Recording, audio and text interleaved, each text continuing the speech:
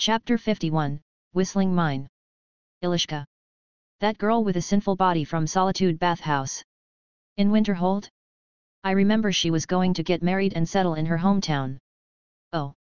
What an interesting fate. So she is from here? And seeing how her face got pale when she saw me only means she is panicking. If I knew she was here I would have pretended that I don't know her, but we lagged to each other now. Sigh. How awkward. May I get 2 bottles of mead, normal Nord mead? Yes. Anything else? Thank you. She is a married woman now. She may be the first woman I slept with in this life, but I must know my boundaries. 9. After a minute she brought the mead. Morbagog came after buying his stuff. Hey, Morbagog bro. Is there any establishment like a bathhouse in Winterhold? He looked at me and it seemed he did get the meaning.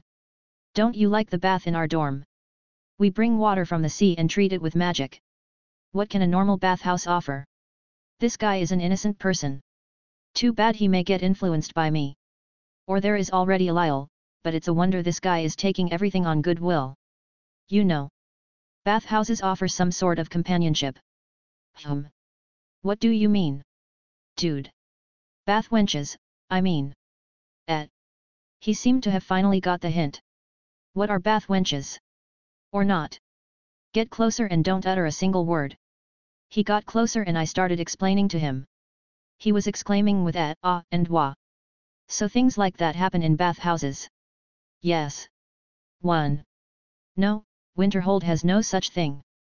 I heard of some boys and girls hanging out in the midden, but it normally ended in scandals. This is sad. The midden is the underground and the underworld of the college, all sorts of unauthorized stuff happen there. You'll find traces of undead, dark rituals, or a dead student. It's the danger zone of the college. 3. So no one in the college can practice the private needs this easily, hey. Well, yet. This is gonna be tough. After this, we dragged from conversation to another. From Morbagog, I learned about the boy I hit this morning. Apparently, he is a big pain and problematic person. He was involved with some accidents but there was no dust on him. He made a team of many members and stolen a lot of researches from the other teams. He mostly enjoys it. What about that Nirnal? Orthorn and Nirnal on the same day? I don't know how to react to that. Nirnal is the opposite kind of pain.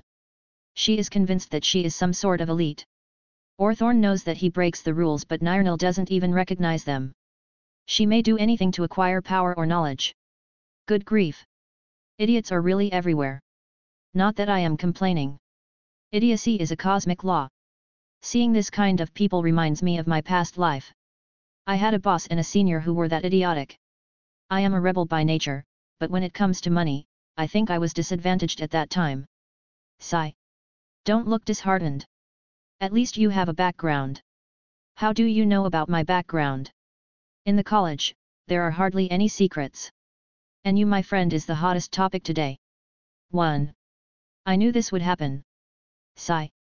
Couldn't help but sink into my chair and feel depressed, praying that the world may give me a break.